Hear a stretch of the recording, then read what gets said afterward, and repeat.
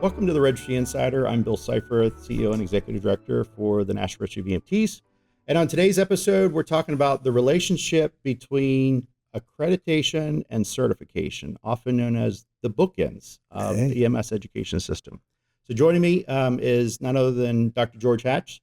He's the Executive Director for the CoAEMSP. So George, thanks again for joining me for yet another episode. Bill, it's always a pleasure to be with you, man. Well, good to hear. I'm glad to hear that. Yes, sir. Not everyone says that. Well, it's, So let's talk a little bit about the relationship between really the registry and CoAEMSP or accreditation and certification and EMS education, and what's the benefit of it, and why do our organizations even exist? Yeah, well, I think some pretty really smart people back in the early 70s in the early generation of EMS development decided having certification and having one place to do that was really good because you were setting a standard that you could measure. And I think on the accreditation side, also thinking back, we're almost 50 years old. Yeah. You guys are already 50 plus, but we're coming up on our 50th anniversary. So some pretty smart people back in the late 1970s decided, hey, maybe the paramedic schoolhouse ought to be accredited as well. So that's where it started, Yeah, so there was a defined need. I mean, going back from 1966 in white paper, there's a defined need to have some more systems approach to EMS, a regional approach to EMS, the continuum of care as it relates to, people being picked up out of a ditch and hauled in a hearse to a local community hospital where they didn't have resources. That was the founding of it. Wow, we need to have standardization and training and education and some independent validation of competence. Yep. And, oh, by the way, these kids that are getting educated, we need to make sure there's quality in their classrooms that they're getting. So those needs are really what gave birth to your organization, my organization respectively. Yep. But it's continuing to today, 50, 55 years later, where we're still recognizing the importance and the value between both. How are the two related? I mean, where do you see that? How would you describe that? Yeah, I think you said it. I mean, we're kind of the bookends, right? In the middle of all that is the National EMS Scope of Practice. You have the National EMS Core Content, and you have the National EMS Education Standards. And those are all really important things, and they're going to be revised from time to time, like everything. But on the other side of either of those two, the way it was described back in the 90s and early 2000s was these were bookends. So certification, national certification on one, holding that side up, and national accreditation on the other side, holding that side up and squeezing them together. That was really, I think, where that concept of bookends came in. They're pretty important bookends, right? Because again, here we are, we're both coming at public protection in a different way, but really a similar way. So the public ultimately that is going to be served by the graduates of that paramedic program or that AEMT program, or if you want to extrapolate that, any educational program, they're going to be served by the graduates of those programs, and you want them to have a strong foundation, and you want them to be prepared, and just taking the test is just simply one measure of how competent they really are. Yeah, it's that, as I say often, that systems approach, and I often say too, to kind of reinforce what you're saying, when the public calls 911, they don't get to choose the paramedic or EMT that shows up. So that's where I think the role of certification and accreditation, because if there's quality education and standards for it, there's a higher likelihood of quality patient care. Absolutely. And the public deserves that. The patient deserves that whenever they call. So the roles that we play respectively as bookends, in addition to national core content, national scope of practice, national education standards, really is of value to the national EMS system significantly. Absolutely.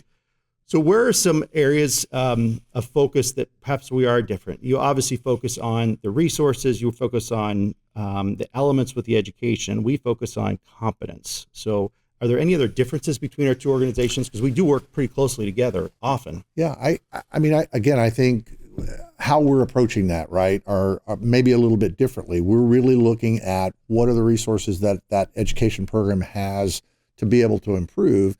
You're just at one point in time assessing, did they meet all of those exit level competence? So if the schoolhouse or if the school did their job, right, then they should have sufficient resources. They should have the ability to prepare their students who are now graduates of the program to take a competency exam that is assessing, do they meet the mark, right? At whatever level that's going to be. I don't know that we're really that much different, if that makes sense.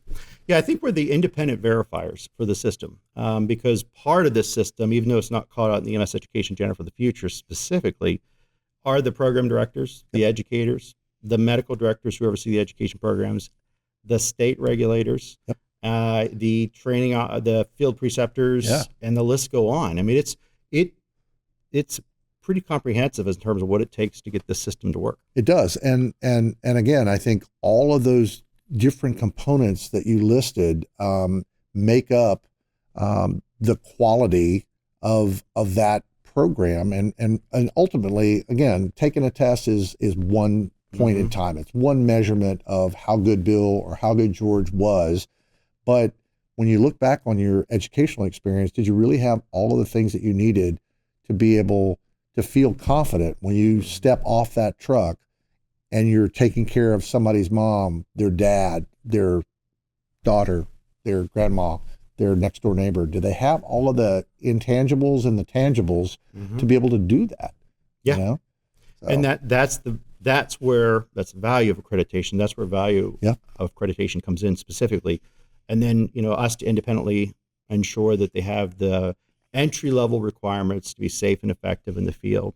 So two elements of the systems approach to EMS education, two components, to use your word, that are vitally important. Let me say this too. I think oftentimes people get scared about taking the test, and they get scared about having their school assessed.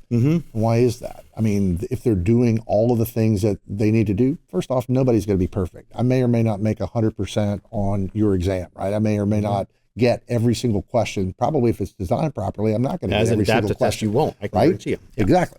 So on the other hand, your school is not going to be perfect either. And I may have a great, strong program, but I'm going to have ebbs and flows in, hey, my medical director's been here for 20 some odd years. She or he is about to retire. I've got a new physician coming in. They may or may not have that same strong connection.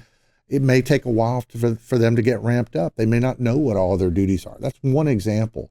But if you have a change in leadership at your institution and you don't have the support that you enjoyed before, right? All of these things can cause people to say, our program is not as strong as maybe it should be, but they're scared in that somebody is coming from the outside, but these are peers, right? These are Bill and George, let's say, coming, they're paramedic educators just like they are, and they're coming in and they're looking at that program and saying, hey, how can we help you meet the standards? It's trust but verify, right?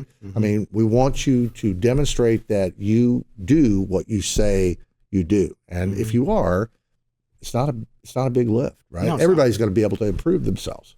And as far as the test goes, we're testing for minimal entry-level competency. We're not testing for mastery.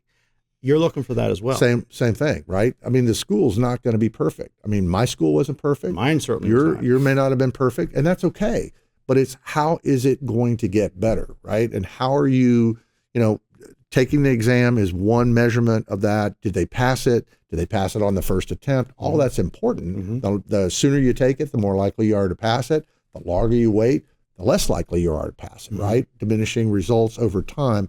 But again, how many of those kids are sought after? I mean, I would hope that if you're graduating from my program, and these are reflections of me, the program, that my students are going to be coveted, that they're going to be graduates that are in need, not just, oh man, we're desperate, we'll take anybody.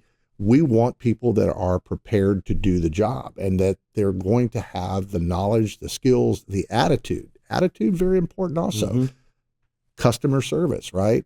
Do they have all of those things to be able to go out there and present themselves in a way that they're going to be protecting the public? And they're going to be safe and effective. Exactly. Yeah, so that's good. So any other thoughts on relationship between accreditation and certification?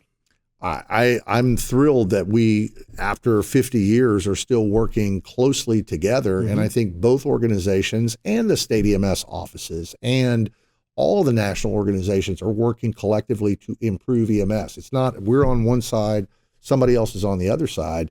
We're all working together. And I don't think there's a us versus them mentality, whether that's taking the test or that's looking at your school. I think it's how do we improve the system? Well stated. I think on that end, we'll close it out. So from the CoAEMSP conference, Accreditation, in Anaheim, California, these are the two bookends to the EMS education system. And Georgia, thank you again for joining me for yet another episode. That's absolutely my pleasure, Bill. Thank you. And thank you for also joining us. And as always, stay safe. Thank you for joining us for this episode. If you wouldn't mind, please click the like and subscribe buttons, as well as the notifications so you can get notifications of upcoming episodes. Also, for the latest and greatest happenings of the National Registry, feel free to go to nremt.org. Thank you very much. And again, stay safe.